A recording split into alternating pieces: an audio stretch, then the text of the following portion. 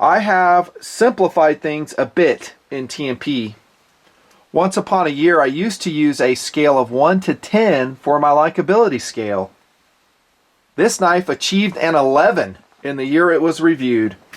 Still have it. Spyderco Manix 2 Lightweight in translucent blue. One of my all-time favorite handle colors and executions by Spyderco. Still love this knife. It's still an 11. I do my scales on 0 to 5 stars now. Simplification. This would be a 6-star knife. This is in CTS BD1 steel. Polished finish. And it has seen more than a few adventures. I declared it an almost perfect backpacking blade. It weighs nothing. Nothing. Let's remind ourselves how lightweight the Manix 2 Lightweight is. Scale coming up here. Fun knife review. 2.9 ounces, bro. 2.9 ounces for a knife this big?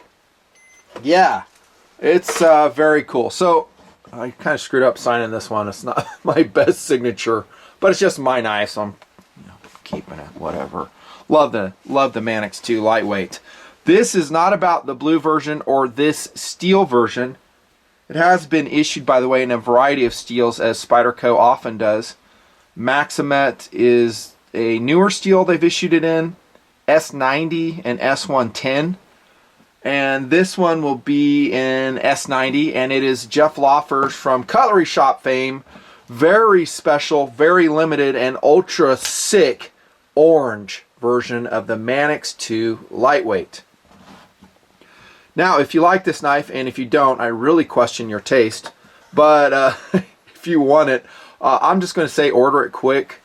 Jeff does these limited edition colorations on these handles, and they just sell out. I mean, they don't last long.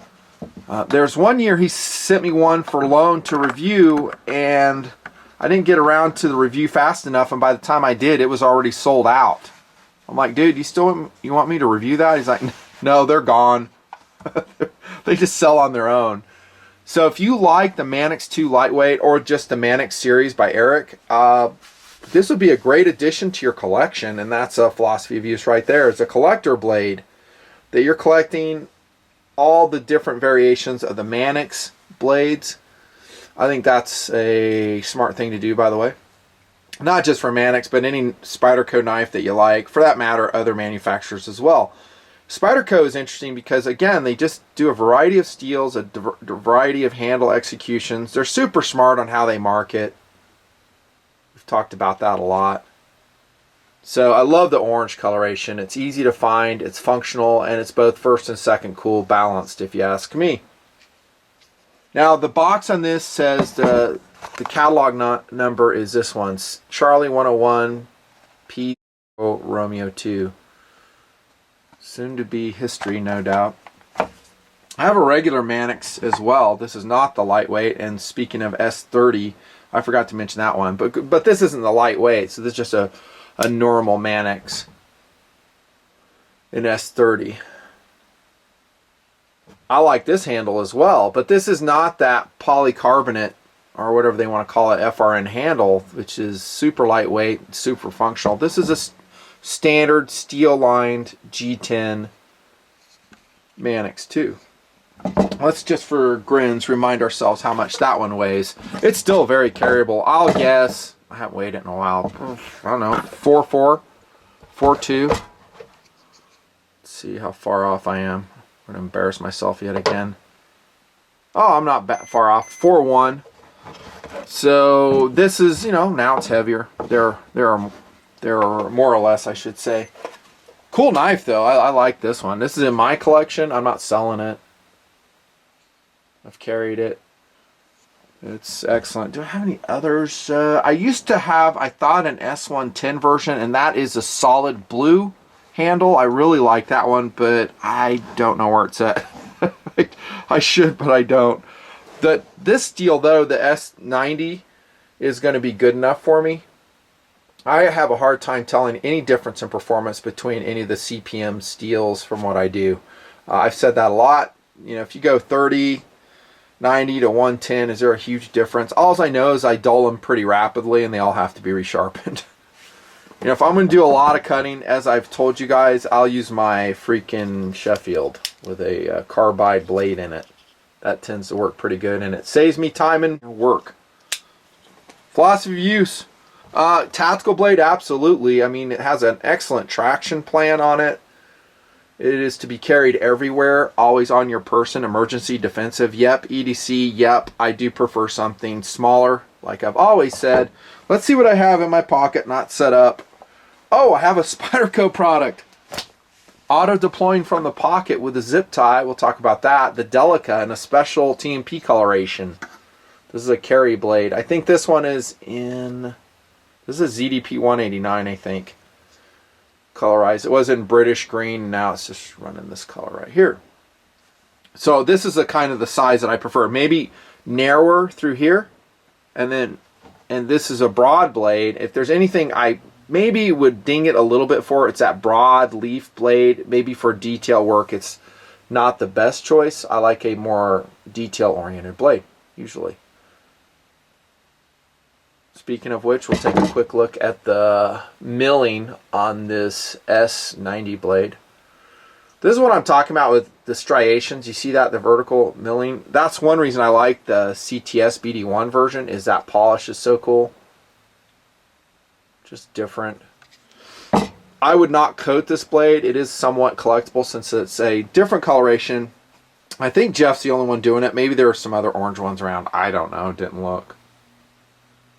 This is so cool, and I love, I said tactical blade, absolutely. And for me to put that emergency defensive designation on, it's got to have a really serious traction plan and well executed. It does. It just has that forward choil on it right here, which is also jimped. Has a beautiful thumb ramp on it with perfect jimping on it. I mean, you can just so lock in to the Manix 2 lightweight. It's just such control. And if you want to come back here and not put your finger forward of the guard, you can. There's just a lot of different ways you can grasp the Manix. Not just lightweight, this one's the same way. Big old 14 mil, I think it's 14 millimeter Spidey hole on that. One thing to be aware of, and I said this in a recent review, is I kind of wish on this there was more metal for your zip tie. This one has locked in pretty good, but with use and auto deploying from the pocket, it can rotate. And so you'll see this on this original BD1 version, and I twisted this to lock it in so it wasn't rattling and distracting you. But you can kind of see how it, you know, there's just not a lot of metal there. Something that the market should do, and yes, the idea is springing from myself, Nutnfancy, is make something for Spyderco whole knives where you can actually screw on a little deployment device. So we're not using zip ties. I doubt that exists already. That would be a great way to make a little money, I guess. So something cool, low profile enough, but you can hook your pocket on it and it will lock into the hole perfectly.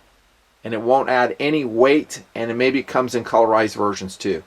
I would probably be willing to spend 15 bucks on that. If it's much more than that, I'd probably look the other way and just use a zip tie.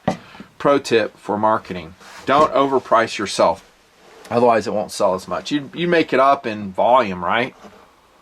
So I put a zip tie on this one, and this particular zip tie that I'm using seems to lock on pretty good. Time will tell as I use it. Ball bearing lock on these, and man, is it cool. So it's a caged ball bearing, super strong. We've talked about it a lot before. Fully ambidextrous, this locking mechanism. I think it's excellent. I haven't batoned with it though. I don't know if I need to. I won't. I have other knives for that. Love the ball bearing lock by Spyderco. It's sick. I like the grip too. We used to call these volcano grips, at least Spyderco did, and that's kind of what I refer to it as well. Still, it has bi-directional molding in the pattern, and it really works. Some of the knives that I'll use, well, here's a good example. Here's a paramilitary 2. I'll put skateboard tape on just because a G10 doesn't provide me enough traction. So I'll put this on here. I've never felt the need to do it with a Volcano Grip Spyderco, which is cool. So extracting it from the pocket is fast. Speaking of which, the deployment I think is wicked fast. Very smooth. It's not a ball bearing deployment, but like I said before, you don't really need that. It's phosphor bronze bushings. Retention. Who remembers when I got cut by the Tenacious? You guys still around? Man, that was a bad cut, dude. Oh my gosh, I still have the scar. I think that's it right there. Tenacious cut. I have a lot of scars on my hands. Probably just like you guys do. Centering is perfect. As is the freaking wire clip, dudes. Oh my gosh, do I love this wire clip. Maybe my overall favorite clip that Spyderco or any knife producer does. This is why. It doesn't add any weight. It can accept thick fabric from a tactical pant. It carries adequately deep. And on this version, it is swappable, only tip up carry, thank you very much, and left or right. So this is a great lefty knife. Once again, the ball bearing is ambi, and so is the clip. I just like the clip. It's cool. And it's very low profile. I mean, if we look at this one right here, so this is a standard Spyderco clip. It's okay. I mean, we run those, and I have for years. Here's one on the Delica. But like you see, I tend to coat them to make them lower profile. Maybe I don't want to get noticed. Maybe I just want to, you know, not glistening in the sunlight. Okay, will I ever coat this one? No, I kind of like the theme, the silver and blue theme on this one. I don't ever plan to coat this one. Only if the color is very common in my collection or I want to do something more special. Great clip. And then the handle inside is not steel lined. Once again, making it superb. Superb for carry. So, and I said backpacking knife as well because it is 2.9 ounces. I mean, and yet you have a big food preparation knife. You can skin fish out with it. You can dress game out with it. You can do fuzz sticks with it. It's an overall great wilderness knife choice. He's selling these at Cutlery Shoppe. For now, they will sell out quickly for 120 bucks. I think it's totally worth it. A 2.9 ounce S90 special coloration of the Manix 2 lightweight. Highly recommended.